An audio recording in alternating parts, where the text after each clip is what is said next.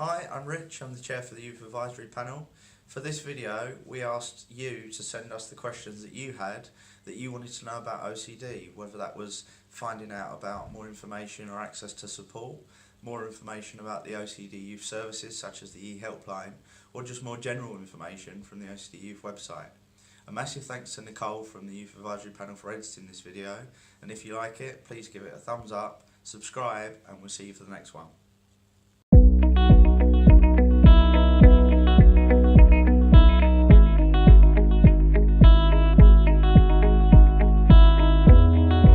A good place to start with any of your mental health concerns is going to your GP. They may be able to refer you to your NHS community mental health team. If you are 18, you may be referred to CAMS, also known as Children and Adolescents Mental Health Services. Your GP also may encourage you to self-refer to a NHS service called IAPT. This helps you find local kind of treatment in your area. You can expect when you go to the doctors to get help for mental health to have quite a straightforward, very quick conversation. Most appointments last around 10 minutes. When you go, you may benefit from writing things down first, maybe taking some notes with you, giving something to the doctor to show. This is so if you feel like you're going to get overwhelmed or cry, then you have something already pre-planned so you can show him if you feel like you're going to forget what you're going to say. Things you should mention include things like your intrusive thought, your compulsions, anxiety, and the effect that these are having on your life. It's important to really make clear the effect that they're having on your life so you can get the right treatment for you. You'll then probably discuss what's the best plan going forward. This can involve going to see a mental health professional, it could involve getting medication, going through your local mental health services.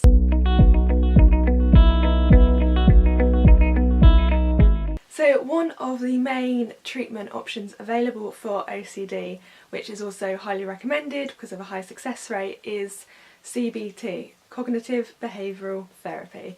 This involves you and your therapist listing out all your fears, your compulsions, and building up some kind of hierarchy, and you start at the bottom and you work your way up until the one below it no longer causes you any anxiety.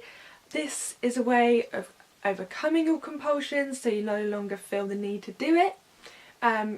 You will usually work through these compulsions and the hierarchy in sessions, but it's also important that you work through it outside of sessions, because obviously your fears and OCD compulsions and intrusive thoughts will appear outside of the treatment centre. So this forms part of a technique called exposure and response prevention, and it is a way of just tackling your fears, tackling your compulsions so you no longer feel the need to do them.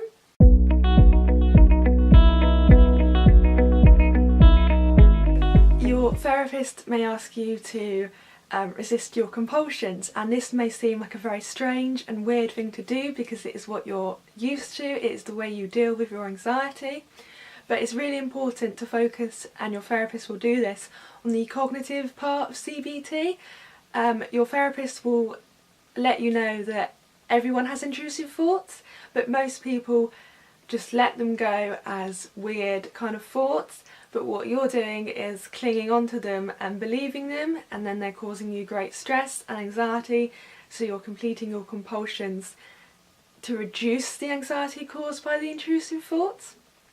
CBT done properly will help break down this circle of intrusive thoughts, anxiety, compulsions, and that whole circle. CBT will help you kind of overcome that circle and break free and realise that you no longer need to complete the compulsions and that you don't have to fight your intrusive thoughts. Your therapist should give you techniques to help deal with anxiety, whether that be grounding techniques, deep breathing, muscle relaxation, yoga, meditation, mindfulness. The list really does go on, but using those techniques will help you reduce the anxiety that you may feel by having to challenge and face your fears. Over time, your anxiety will just reduce naturally, because the more you face your fears and the more you face your compulsions, you become more naturally okay with it. CBT is really hard, but it is really worth it, and it involves a lot of hard work, but with a lot of resistance and resilience, you can and will get through it.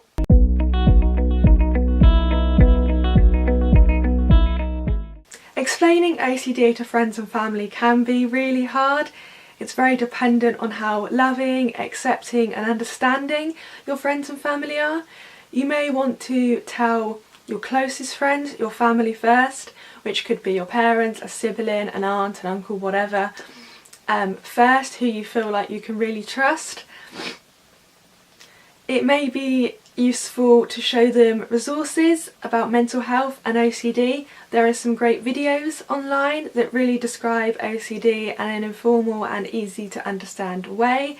We also have lots of resources on the OCD Action and OCD Youth website, which I will link down below in the description. It's best to tell them sometimes so you can get that support that you really need to help you progress and get the treatment that you need.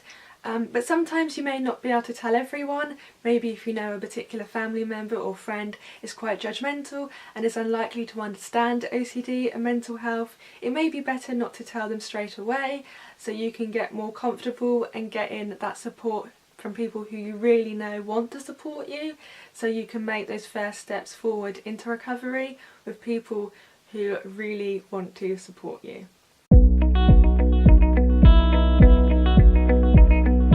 If you are at school or doing your A-levels at college, it may really benefit from telling teachers and staff at college, maybe your tutor or your pastoral manager, that you have OCD, because OCD is a disability and it is protected under all the relevant kind of discrimination and disability acts.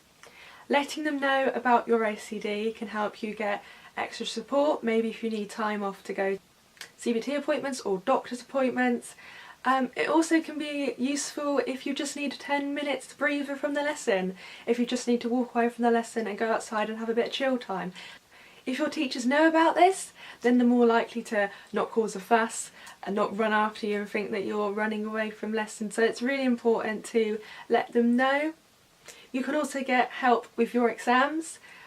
You may want to do your exams outside of the hall, extra time, a laptop. You can get those kind of adjustments with OCD by letting your tutor or your teachers at college or school know.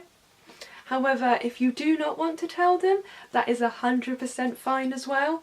If you believe that you're better off just keeping it to yourself and you don't need that extra support from college or school, then that is totally fine and that is your choice. If you're struggling with OCD at university, we have a guide on the OCD Youth website about coping with OCD at university, which again I'll link down below.